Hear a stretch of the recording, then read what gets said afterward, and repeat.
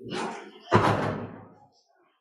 नमस्कार साथियों, तो कैसे हैं आप लोग। आशा करता हूं कि आप सभी जो है बिहार बोर्ड 2026 एग्जाम की जो तैयारी है आप लोग बेहतर तरीके से कर रहे होंगे।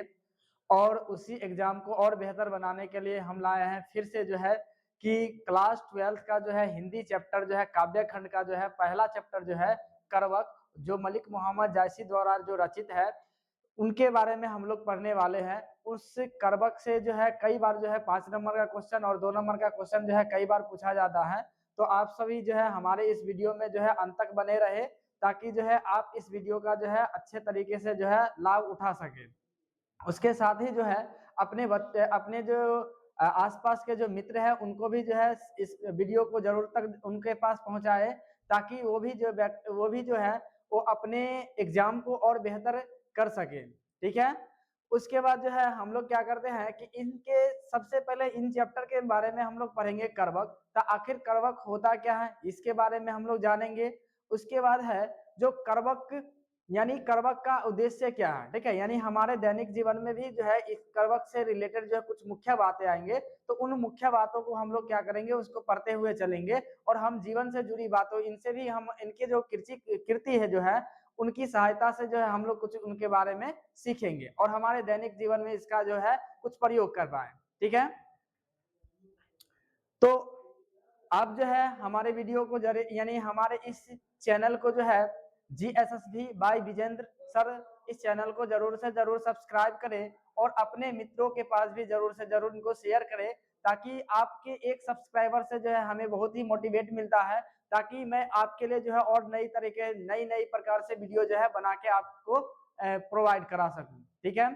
तो आज का हमारा सेशन प्रारंभ होता है करवक चैप्टर। ठीक है। तो सबसे पहले हम लोग जानेंगे कि करवक चैप्टर का जो राइटर कौन है, उसके बाद जो है इनके जो है परिचय के बारे में हम लोग जानेंगे। ठीक है।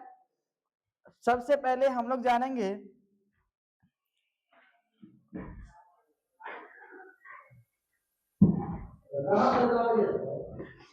तो सबसे पहले हम लोग जानेंगे कि आखिर करवक का जो लेखक कौन है।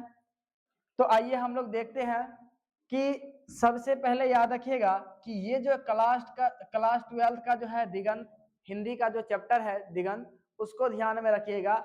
यहाँ से अगर ये 12th है, ठीक है, और हिंदी है, तो हिंदी के बारे में हमको थोड़ा बहुत जानना बहुत जरूरी है।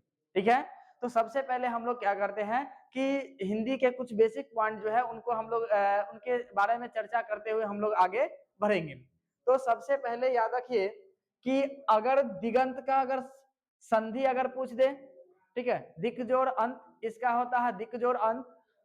दिगंत का संधि विच्छेद होता है दिक जोड़ अंत, दिक जोड़ अंत, और बन जाता है दिगंत।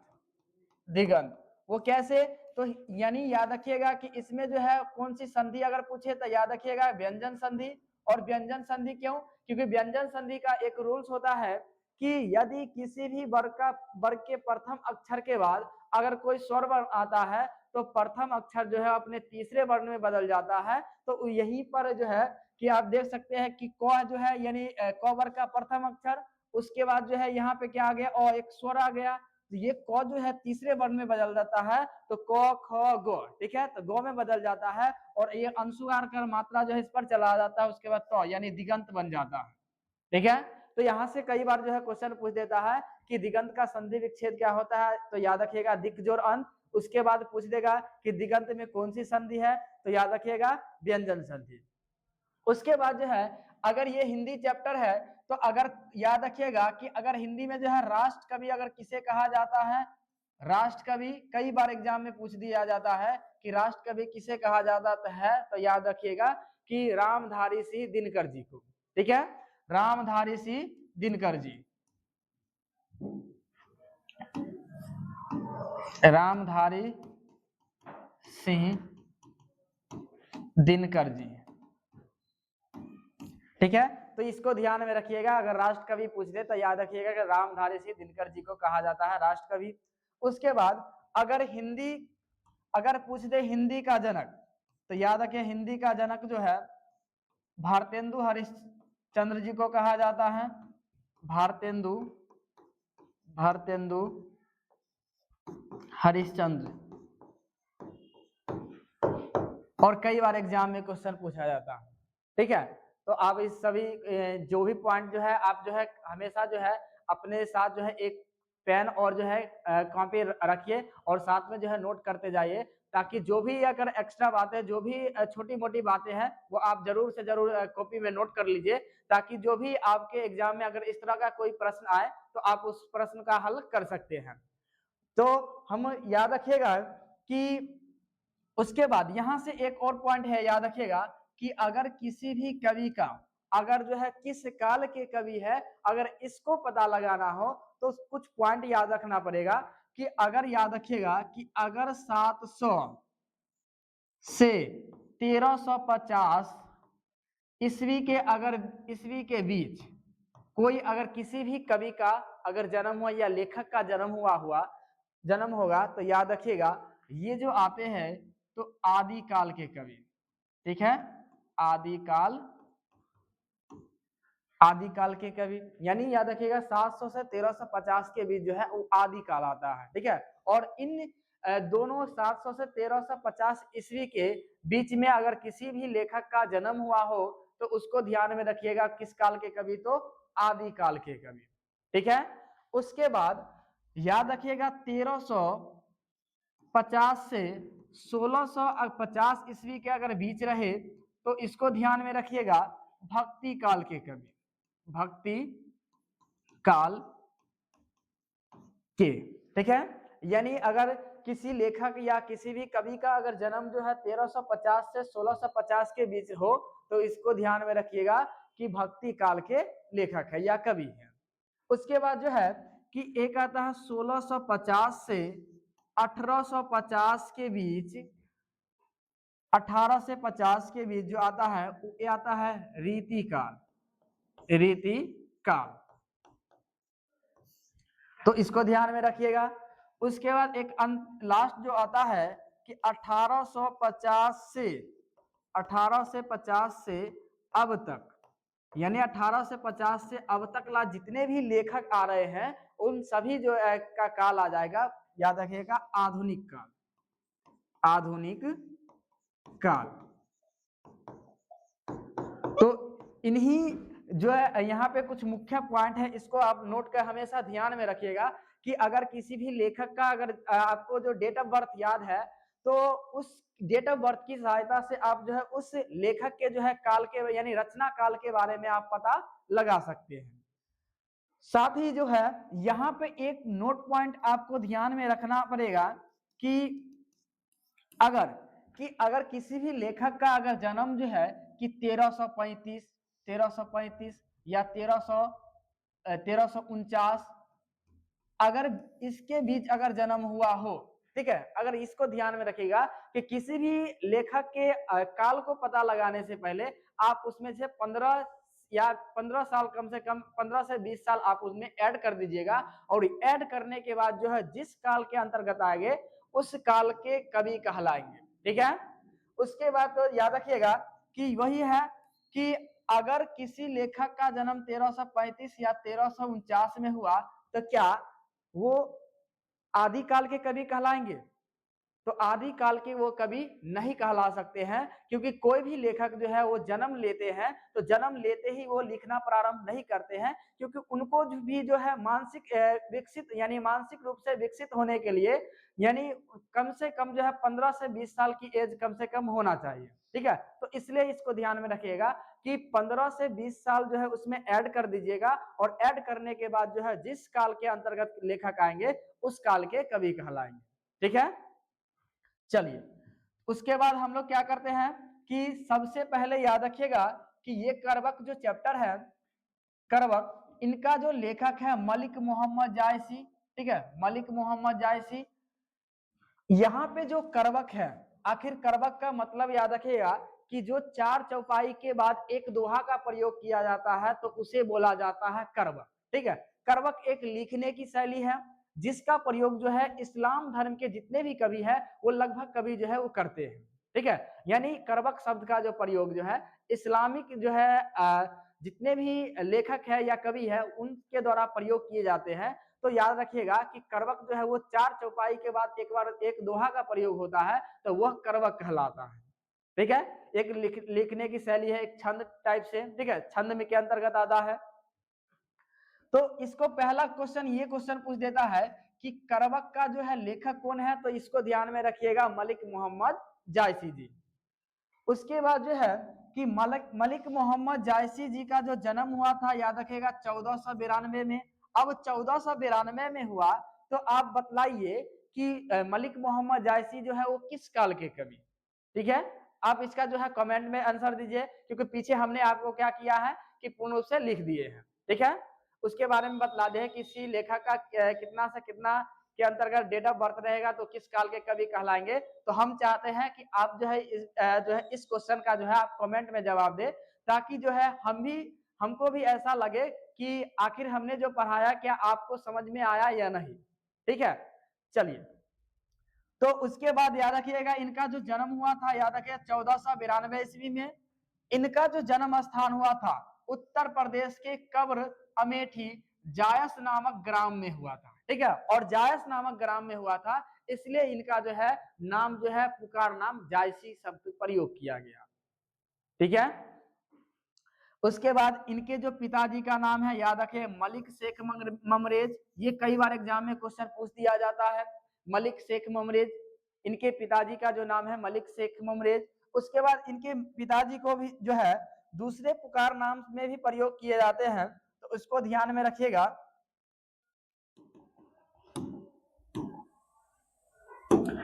दूसरे जो पुकार नाम है, याद रखिएगा कि मलिक राजे अशरफ, मलिक राजे अशरफ। इनका जो है पुकार यानी जो है प्रयोग किया जाता है। मलिक शेख ममरेज या यहाँ मलिक राजे अशरफ दे दे, तो आप इनको ध्यान में रखिएगा। उसके बाद जो है कि इनको जो एक रोग हो गया था, याद रखिएगा कि इनके एक रोग हो गया था जिसका नाम था चेचक, और इस चेचक के कारण जो है इनके जो बाईं आंख और कान जो है वो खराब हो गए थे, यानी इनसे जो है अब वो सुन नहीं सकते थे और देख नहीं सकते थे। ठीक है, यानी मलिक मोहम्मद जायसी जो है वो लगभग पूरा जीवन जो है जो है कि उन्होंने एक आंख से ही वो अपना जो है रचना किए। उसके बाद जो है कि उन संसार को देखे। कहता है कि याद रखिएगा चेचक के कारण, ठीक है, चेचक के कारण रूप जो है वो कुरूप हो गया। ठीक है, देखने में जो है भद्दा लग रहा था। उसके बाद जो है कि बाईं आंख कान से क्या थे, वंचित थे। ठीक है, बाईं आंख और कान से ये वंचित थे, यानी बाईं कान और आंख जो है वो काम नहीं करता था।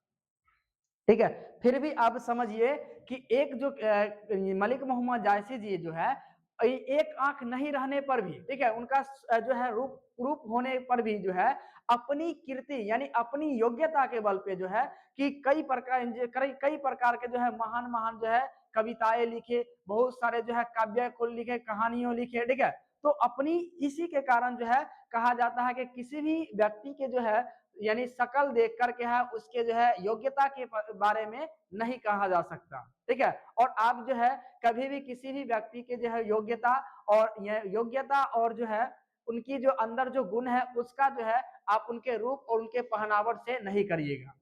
ठीक है, चलिए, उसके बाद जो है इनके स्वभाव, याद रखिए स्वभाव जो है मृदुभाषी, यानी जब भी वो बोलते किसी से बातचीत करते थे बहुत ही मृदय, यानी सुनने में अत्यंत आनंद आता था। ठीक है, जो आखिर सामने वाला जो व्यक्ति है उसको यानी उनको जो है किसी प्रकार का कोई भी जो है पीड़ा अनुभव ना हो। ठीक, और आप ये जो है जीवन में सीखने की बात है कि आप भी जब भी अगर किसी भी व्यक्ति से अगर आप बातचीत करिए तो आपको इस तरह से बात करना है ताकि जो है सामने वाले व्यक्ति को जो है किसी प्रकार का थोड़ा भी पीड़ा न हो। क्योंकि अगर सामने वाले व्यक्ति के पास अगर पीड़ा अगर हो जाता है, आपके बात को जो है बुरा लग जाता है, तो वही व्यक्ति जो है आपके बारे में बहुत बुराई करते हैं। तो इसलिए जो है आप जो है हमेशा जो है अपने आप में इस तरह से पॉजिटिविटी बनाइए कि हमें जो है हमसे जो है किसी प्रकार के अपशब्द ना निकले। हमेशा जो है अपने से बड़े का सम्मान करें। उसके बाद जो है कि हम सभी से जो है अच्छे तरीके से बात करें। ठीक है, कि ताकि सामने वाला को लगना नहीं चाहिए कि यह व्यक्ति जो है मतलब जो है किसी प्रकार से जो है मतलब इसके गुण में कमी है, या आप को दोषी ठहराए किसी कारण, तो इसे ध्यान में रखिएगा। उसके बाद जो है कि मनस्वी तथा संत प्रवृत्ति के व्यक्ति थे, ठीक है, ये संत प्रवृत्ति के व्यक्ति थे।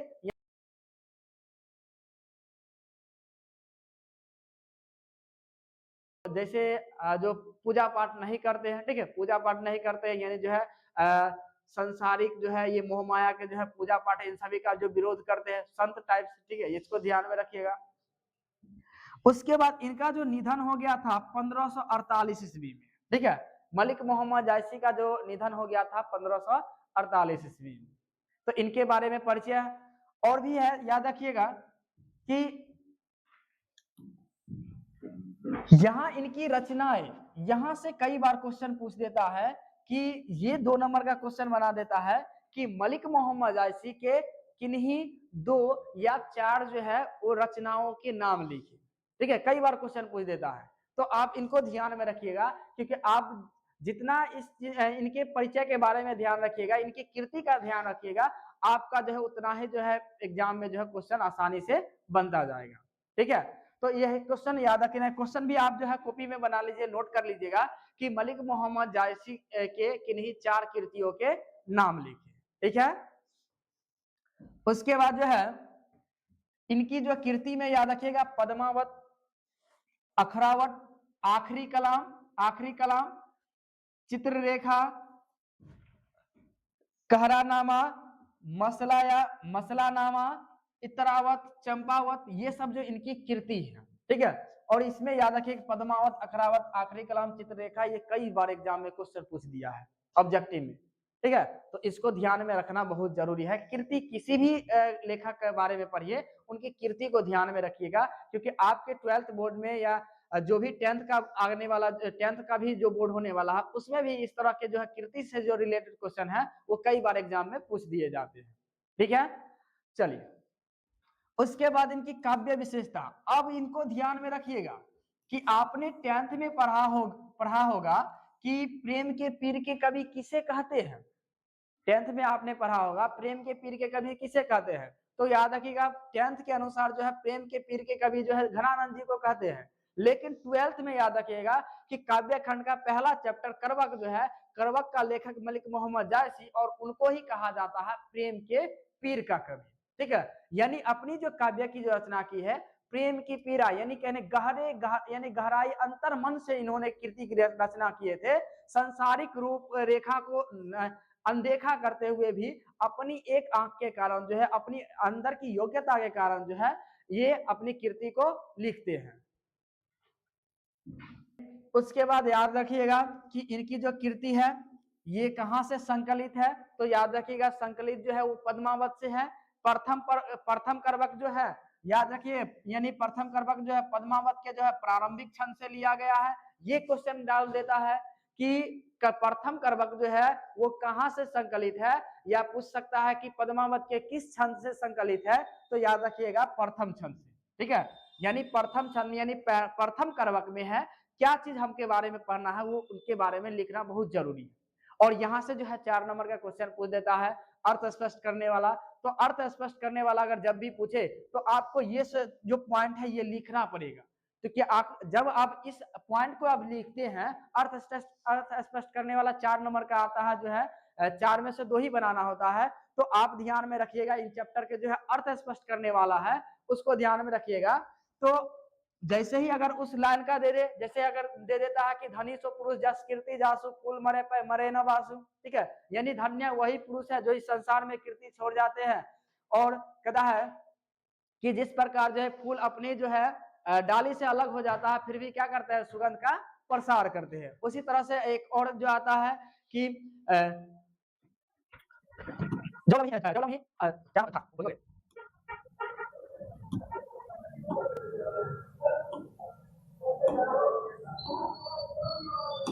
चलिए उसको हम लोग आगे पढ़ेंगे, ठीक है। जो लम्ही अभी डाब न होई, इस तरह से, ठीक है, इस तरह से प्रयोग किया जाता है, ठीक है। तब उसमें सुगंध बसाई न सोई, इस तरह का पॉइंट है। चलिए, तो याद रखिएगा प्रथम करवक में जो है, प्रथम करवक में जो है, प्रथम करवक यानी जो है पद्मावत के प्रारंभिक छंद से लिया गया है। और प्रारंभिक छंद यानी प्रथम करवक में जो है कहता है प्रथम करवक में जायसी जी विनम्र स्वाभिमान के साथ, ठीक है, विनम्र स्वाभिमान के साथ, ठीक है, एक साथ अपने एक आंख के अंधेपन तथा क्रूरता को प्राकृतिक दृष्टांतों द्वारा महिमान्वित करते हुए अपने गुणों का वर्णन करते हैं, ठीक है। यानी कहने का मतलब है विनम्र स्वाभिमान के साथ, ठीक है, यानी जो है ऐसी इस तरह से प्रयोग किया गया है कि उनको लगता है कि इस संसार में जो है कि हमसे बड़ा इस दोषी, यानी कहने का मतलब कि हमसे बड़ा जो क्रूरता इस संसार में कोई नहीं, ठीक है। इसको ध्यान में रखते हुए उन्होंने क्या किया है कि लेकिन उन्होंने अपनी जो योग्यता के कारण जो है जिस प्रकार से जो रचना किए हैं उन रचनाओं के से हमको बहुत ही जो है हम सबको मोटिवेट होना चाहिए कि भले ही उनका शकल या किसी प्रकार के जो है उनमें जो है बहुत सारे दोष थे, यानी चेचक होने के कारण, तो लेकिन फिर भी अपनी योग्यता अपने गुणों के कारण जो है इतने बड़े रचना किए और इन्होंने अपना रचना किए, तो इनके बारे में हम लोग पढ़ते हैं। क्या अगर ये अपने ये देखते कि अगर हमारा आंख खराब है या हमारा कान खराब है तो क्या इस तरह का अगर सोच रहता तो अब फिर कीर्ति नहीं करते तो क्या कोई भी व्यक्ति जो है इनके बारे में जान पाते? नहीं जान पाते, ठीक है। तो यही जो है हमारे लिए क्या एक बहुत ही मोटिवेट का काम करता है। और इन्होंने कीर्ति लिखा तो और भी बहुत सारे सोच के उनके हम सेकंड जो है करवक में बतलाएंगे। तो यहाँ पे याद रखिएगा कि अपनी आंख के अंधेपन, उन्होंने आंख से अंधेपन थे फिर भी यानी कहा क्रूरता के को प्राकृतिक दृष्टांतों द्वारा, यानी उनको लगता है कि प्रकृति ने ही हमें क्या किया है कि इस जो है प्रकृति द्वारा ही यानी ईश्वर द्वारा ही हमें क्या किया गया है, क्रूरता बनाया गया है। कहता है कि महिमान्वित करते हुए अपने गुणों का वर्णन करते हैं, ठीक है, वो अपने गुणों का वर्णन कर रहे हैं कि उनके अंदर किस प्रकार से योग्यता है, गुण है। उसके बाद जो है द्वितीय करवक में याद रखिएगा कि द्वितीय करवक जो है पद्मावत के अंतिम छंद से लिया गया। हमने जस्ट पढ़ा कि प्रथम करवक जो है पद्मावत के प्रारंभिक छंद से, जबकि द्वितीय करवक जो है पद्मावत के अंतिम छंद से। द्वितीय करवक में जायसी जी अपने तथा उनकी कथा सृष्टि के बारे में बता रहे हैं, ठीक है। यानी दूसरे करवक में जो है मलिक मोहम्मद जायसी अपने बारे में, ठीक है, अपनी कीर्ति के बारे में और उन कीर्ति के कथा सृष्टि के बारे में बतला रहे हैं।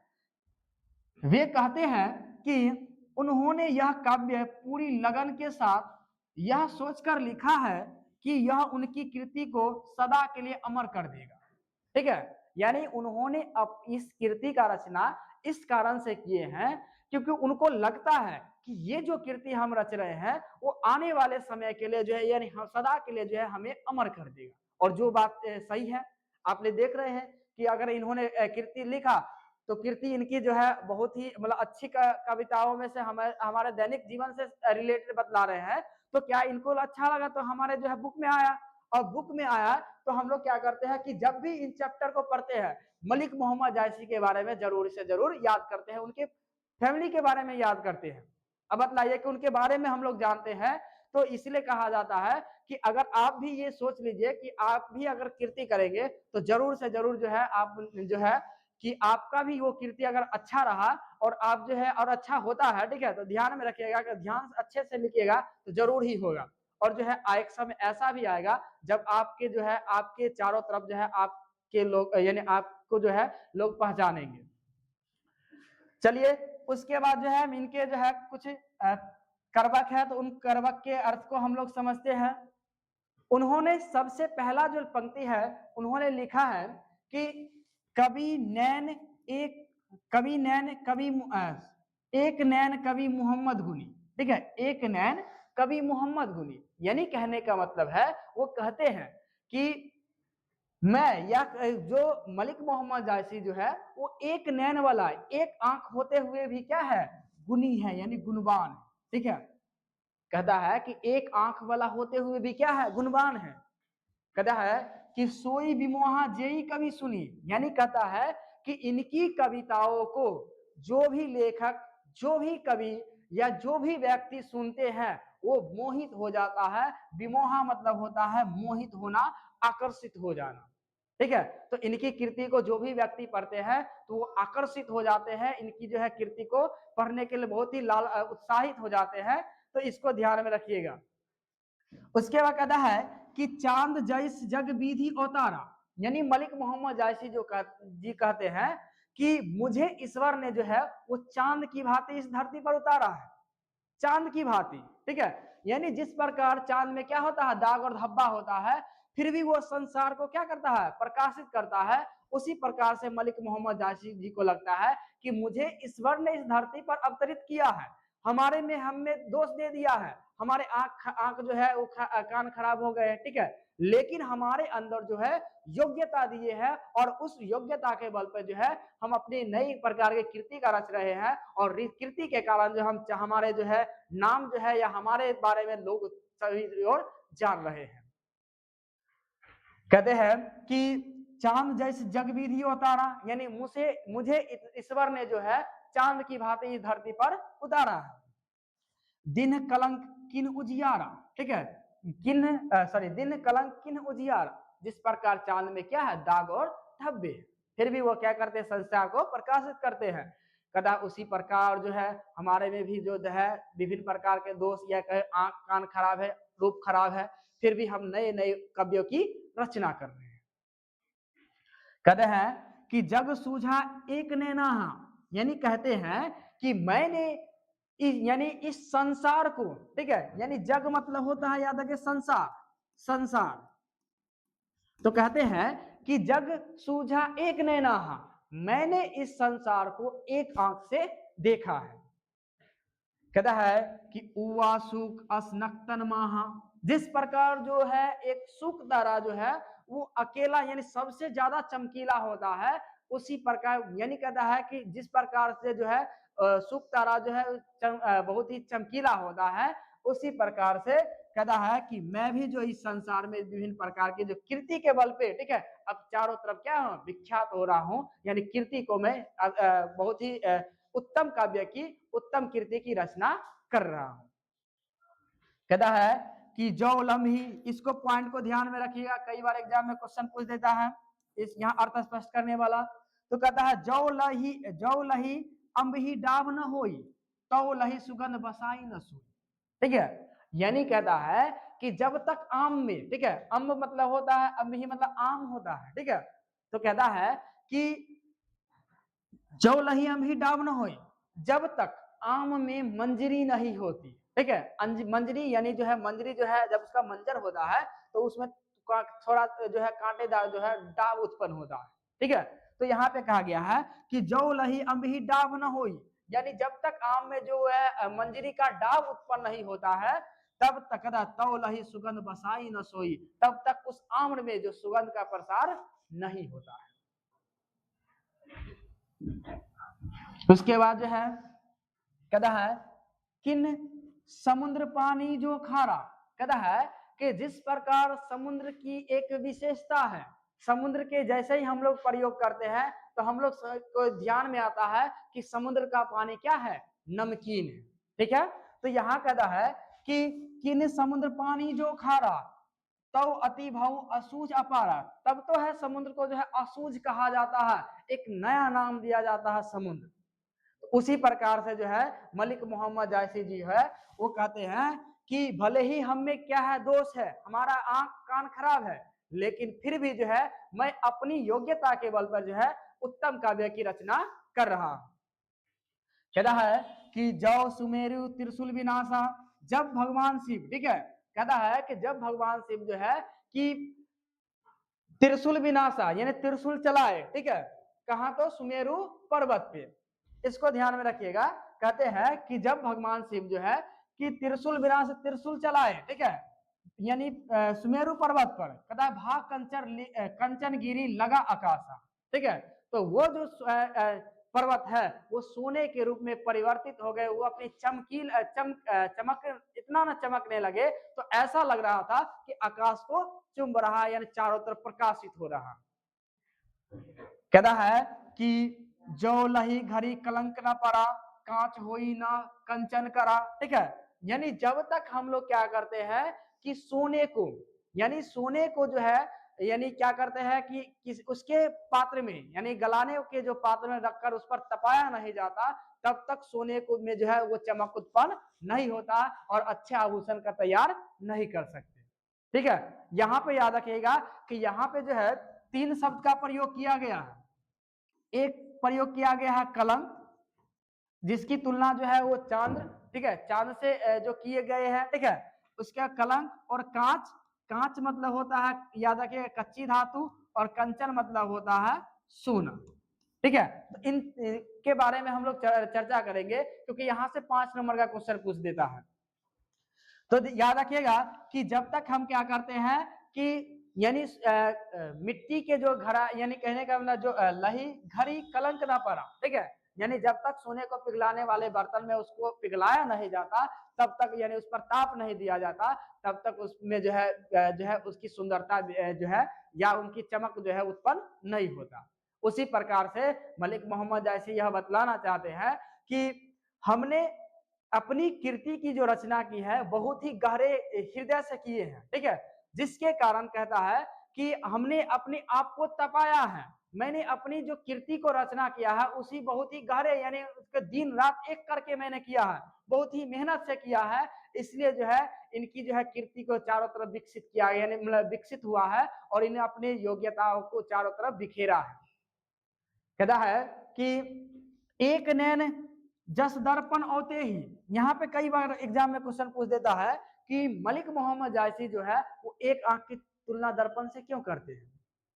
तो देखिए कहता है कि एक नैन जस दर्पण होते ही निर्मल भाव, कहता है कि मैं जो है यानी एक नैन जस दर्पण होते ही, कहता है कि मैं जो हूं यानी एक दर्पण की तरह, मलिक मोहम्मद जायसी जो बतलाना चाहते हैं कि मैं एक दर्पण के समान हूं, जिस प्रकार से दर्पण क्या होता स्वच्छ निर्मल होता है, उस दर्पण में यानी दर्पण जो है किसी के साथ भेदभाव नहीं करता है, और दर्पण जो है वो दर्पण में जो भी व्यक्ति जो भी व्यक्ति अपने रूप को देखता है वो साथ में जो क्या जिस प्रकार से उस व्यक्ति का रूप रहता है उसी प्रकार से दिखलाता है, किसी भी व्यक्ति में भेदभाव नहीं करता है, अर्थात वो स्वच्छ और पवित्र है, सभी के साथ समान व्यवहार करता है।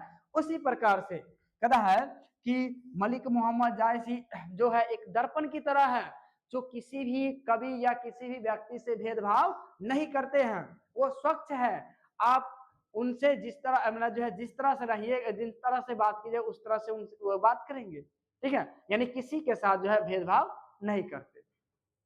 कहता है कि सब रूपवंत गही मुख जो ही कई चाव, ठीक है, कहता है कि सब रूपवंत जो बड़े बड़े रूप वाले व्यक्ति है, रूप वाले कवि है, वो भी इनके आगे जो है वो क्या नतमस्तक हो जाते हैं। यानी आप समझिए कि एक जो व्यक्ति है जिसका रूप जो है क्रूप है, यानी देखने में भद्दा लगता अच्छा नहीं लगता है, लेकिन अपनी योग्यता के कारण जो है जिस व्यक्ति बड़े बड़े रूप वाले व्यक्ति बड़े बड़े जो है यानी मतलब बड़े बड़े साहित्य के कवि वो इनके आगे नतमस्तक हो जाते हैं, यानी इनके आगे जो है वो झुक जाते हैं।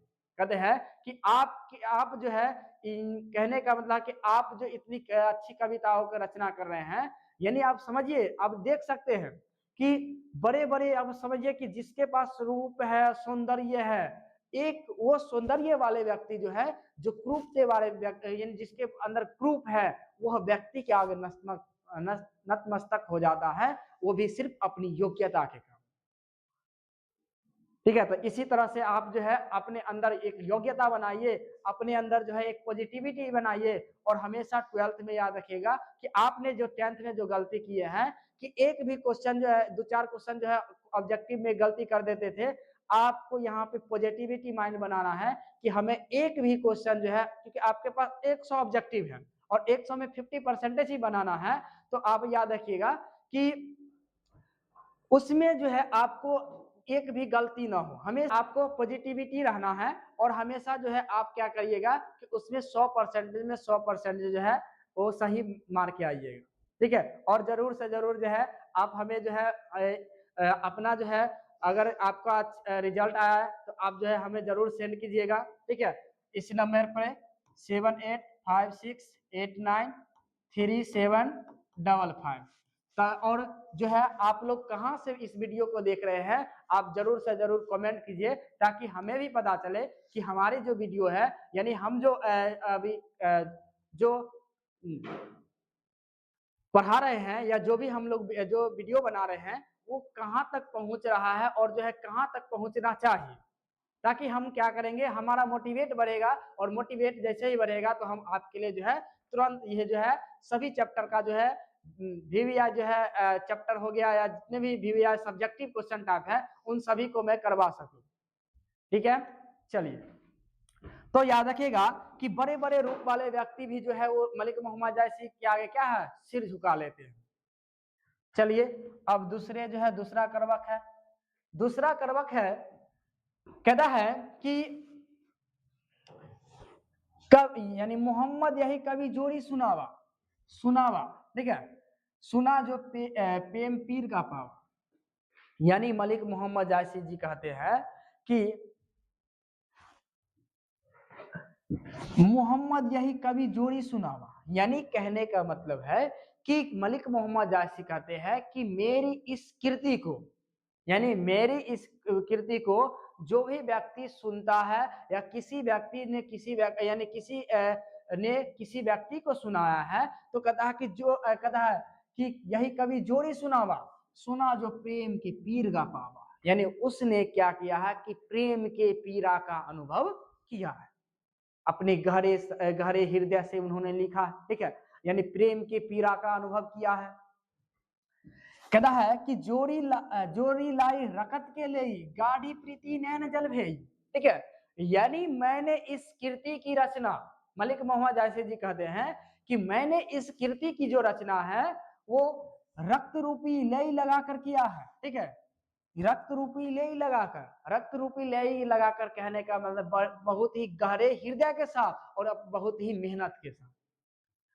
कहता है कि गाढ़ी प्रीति नैन जल भेई, मैंने इस कविता यानी जो काव्य की जो रचना है अपनी नैन जल यानी नैन जल आंसुओं से सिंचा है। मैंने इस काव्य की जो रचना की है वो मैंने आंसुओं यानी आंसुओं से सिंचा है। कहता है कि ओ मन जानी कवित अस्किन्हा मकु यह रहे जगत महाचिन्हा। और ये कई बार याद रखना, ये पॉइंट से जो है हमारा जब भी हम पढ़ते हैं तो इस पॉइंट से जो है हमारा हृदय जो है बहुत ही भर जाता है। अब समझिए कि यहाँ पे जो कह रहे हैं ये भले ही ये छोटा पॉइंट है, ये याद रखिएगा कि आपके जीवन से भी जुड़ी बात है। कहता है कि ओ मन जानी कबिस अस्किन्हा मकु यह रहे जगत महाचिन्हा। ठीक है, कहता है कि मैं जानता हूं, ठीक है, ये जो मैंने कृति की जो रचना किया है, मैंने जो इस कृति की रचना जो किया है वो मकु यह रहे जगत महाचिन्हा, शायद ये जो हो सकता है कि हमारे ये जो है चिन्ह के रूप में इस पूरे संसार में विद्यमान हो जाए। ठीक है, तो अगर आप जो है कुछ अच्छे कर्म करते हैं, आप अच्छे कृति को रचते हैं, अच्छे कर्म करते हैं, तो वो अच्छा कर्म जो है आपके जीवन में जो है हमेशा के लिए जो है याद रहता है, और उन्हीं यादों के कारण जो है आप हमेशा के लिए, आप भले ही इस संसार में नहीं रहेंगे लेकिन आपके जो है जो नाम जो है चारों तरफ रहेगा कि आपके अच्छे कर्म के कारण। कहता है कि कहां सो रत्न सेन असराजा, फिर वो कहते हैं कि शायद ये जो कृति है वो हमारे चिन्ह के रूप में रहेगा। कहते हैं एग्जाम्पल बतला रहे हैं कि कहां सो रत्न सेन जैसा राजा, ठीक है, कहां वो सुआ असी बुद्धि उपराजा, कहां है वो बोलने वाला तोता जिसके बोलने से राजा को बुद्धि उत्पन्न हो जाता था। कहता है कि वह जो रत्नसेन राजा नहीं रहा, सिर्फ उनकी कहानी रहा। कहता है कि वो बोलने वाला तोता भी नहीं रहा। हमारे जो बचपन में जो है हम लोग को सुनाया जाता था कि एक तोता था, बहुत ही बुद्धिमान था, ठीक, एक राजा के दरबार में रखता था, बेचने आया था। इस तरह के जो है बहुत सारे जो है कविता जो है बचपन में सुनाया जाता था हमारे जो है दादाजी या दादी जी के द्वारा, या चाचा जी हो गए, ठीक है, जो भी आपके बूढ़े या कहने का जो भी ज्यादा उम्र के जो व्यक्ति होंगे वो आपको ये सुनाएंगे। कहता है कि कहाँ है वो रत्नसेन जैसा राजा, रत्नसेन जैसा राजा नहीं रहा इस संसार में। कहता है ना ही वो बोलने वाला बोलने वाला तोता। जिसके बोलने से उस राजा के हृदय में बुद्धि उत्पन्न हो जाती। कहता है कि कहाँ अल्लाउद्दीन सुल्तान हूं, कहाँ है वह अल्लाउद्दीन जैसा राजा, अल्लाउद्दीन जैसा सुल्तान। कहता है कहाँ राघो राघो किन्ह बखानू, कहता है कहाँ है वह राघव चेतन। ठीक है, कहता है कि अब मैं किन्हें मतलब कब तक मैं क्या बखान करूं। ठीक है, मैं अब जो है क्या बखान करूं। कहता है कि कहा स्वरूप पद्मावती रानी, कहाँ है वो अत्यंत सुंदरी। ठीक है, जो यानी कहाँ है वो स्वरूप पद्मावती रानी, कहाँ है वो परम सुंदरी पद्मावती रानी। कहता है कि कोई न रहा जगत रही कहानी। कहता है कोई नहीं रहा इस संसार में, जगत में रही तो सिर्फ कहानी रहा। ठीक है, और हम लोग क्या करते हैं, पढ़ते हैं। इसलिए जो है आप अच्छे कर्म कीजिए। ठीक है, और जो है नए नए कवियों का भी आप रचना कर सकते हैं। तो अभी फिलहाल के लिए जो है आप एग्जाम की बहुत बेहतर तरीके से तैयारी करें। उसके बाद जो है आपके जो है हमेशा माइंड का जो पॉजिटिविटी बनाइए, ताकि जो है आप सोचने का ज्यादा प्रयास कीजिए। ठीक है, किसी चीज से अगर जो है आप जो है अगर देख रहे हैं, तो आप इस एक पेन से भी बहुत कुछ लिख सकते हैं। यानी इनके को देखकर जो आप इनके बारे में कृति लिख सकते हैं, नई नई कविताओं को लिख सकते हैं। क्योंकि लेखक का जो है दृष्टि बहुत ही चौकन्ना और के साथ जो है उसकी बहुत ही योग्यशील होता है। क्योंकि आप देखते होंगे कि एक वृक्ष को देखते हुए जब क्या करता है, वो हवा के कारण झूलता है, जिस पर जो है नई प्रकार की कविता निकाल दिया जाता है, बना दिया जाता है। तो आप सोच सकते हैं कि कवि का जो है माइंड जो है वो कहाँ तक जा सकता है। कथा है कि कहाँ स्वरूप पद्मावती रानी, कहाँ है वो परम सुंदरी पद्मावती रानी। कहता है कोई न रहा जगत रही कहानी, कोई नहीं रहा इस संसार में, रही तो सिर्फ कहानी रही। कहता है धनी सो पुरुष, ये कई बार पॉइंट एग्जाम में क्वेश्चन पूछ दिया गया, 4 नंबर में याद रखेगा। धनी सो पुरुष जस कीर्ति जासु, फूल मरे पे मरे न वासु। ठीक है, यानी कहता है कि धन्य वही पुरुष है। आप देख सकते हैं धनी सो पुरुष जस कीर्ति जासु, धन्य वही पुरुष है जो इस संसार में अपनी कीर्ति को छोड़ जाते हैं, रच कर चले जाते हैं। कहता है फूल मरे पे मरे न वासु, लेकिन फूल जो है मर जाता है, लेकिन उसके सुगंध का जो है चारों तरफ प्रसार होते रहता है। आप देखते होंगे कि फूल जो है हम लोग क्या करते हैं, तो जो है कली से यानी जो तोड़ लेते हैं, या सॉरी कली वृक्ष से तोड़ लेते हैं, उसके जैसे ही तोड़ लेते हैं फिर भी उसकी सुगंध जो है फैलते रहता है। तो उसी प्रकार से कहते हैं मलिक मोहम्मद जायसी, अगर आप इस संसार में अगर अपनी कीर्ति लिख जाते हैं, आप अच्छे कर्म कर जाते हैं, तो आपके यही अच्छे कर्म, यही कीर्ति आपको इस संसार में अमर बना देते हैं। तो कहता है कि जिस प्रकार यानी कहता है धन्य है वही पुरुष जो इस संसार में कीर्ति को छोड़ जाते हैं। कहता है जिस प्रकार फूल भले डाली से अलग हो जाते हैं, लेकिन फिर भी वो अपने जो है संसार में सुगंध को प्रसार करते हैं।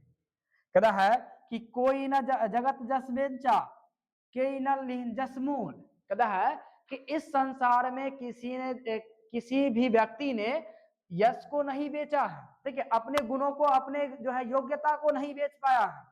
कहता है कि के ने लिन जस मोल, कहता है न ही किसी ने इनका मोल किया है, न किसी ने बेचा है, न किसी ने खरीद पाया है।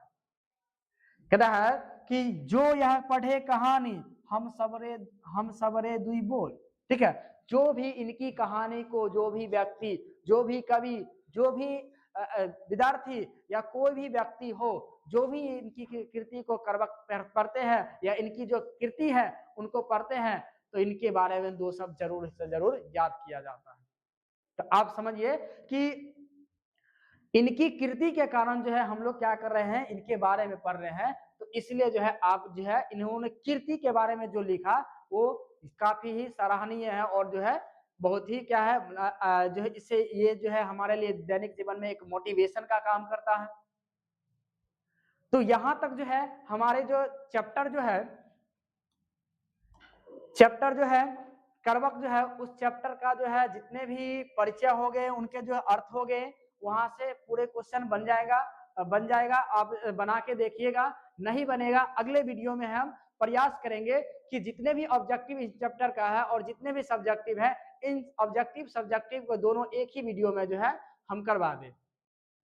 ठीक है, तो आप जो है हमारे चैनल को जरूर से जरूर सब्सक्राइब करें, क्योंकि एक वीडियो बनाने में बहुत ही ज़्यादा मेहनत लगता है। और जो है आपके एक शेयर और एक सब्सक्राइब के कारण जो है हमें बहुत ही मोटिवेट मिलता है, और इस जो है सोशल मीडिया से जुड़ी बातों यानी जुड़े रहने पर हमें उत्साहित होते हैं, ताकि जो है मैं आपके लिए और जो भी आपके साथ जो तैयारी कर रहे हैं जो भी स्टूडेंट, उनके लिए जो है मैं और बेहतर जो है कंटेंट ला सकूं। तो आप जो है हमें मोटिवेट करते रहिए, इसी तरह से हमें सपोर्ट करते रहिए, और हमारे जो है चैनल को जरूर से जरूर सब्सक्राइब कर लीजिए। तो आज के लिए जो है बस इतना ही। मिलते हैं हम अगले यानी अगले जो है वीडियो में। आज के लिए इतना ही। धन्यवाद। वीडियो बंद कर।